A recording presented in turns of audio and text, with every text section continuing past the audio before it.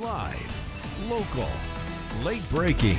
This is Newswatch 12 at 5. Right now, we're taking a live look out at the city of Grants Pass, which will close a designated resting area for unhoused people this week.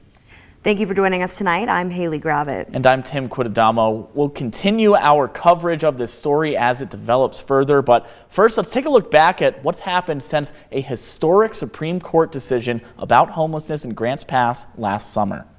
Last June, the Supreme Court of the United States ruled in favor of the city's ban on homeless camping in public spaces. In July, City Council considered 4 designated camping areas. On August 7th, Council voted unanimously to designate resting sites on J Street, Baker Park, a lot near City Hall, and Riverside Park. 3 days later, we spoke to then Mayor Sarah Bristol, who said these sites were temporary. In October, a new site at 7th Street was approved, with J Street remaining open and other camps closing. After winning the mayoral election in November, now Mayor Clint Scherf spoke to us about how voters told him they wanted to see changes. In December, Bristol and councilors approved grants for Mint to establish a low-barrier shelter in a currently vacant building. One day after being sworn in, Mayor Scherf and council held a special meeting in which they voted 5-2 in favor of revoking the grants for Mint, citing code violations and building location as a concern. Also discussed by council and the public, changing the operating hours of the 7th Street resting site and closing the J Street site. Shutting it down, it's perfect. Where they're going to go, there is options. They're going to be back in the parks way more than they are now. Well, we're not going to give them back,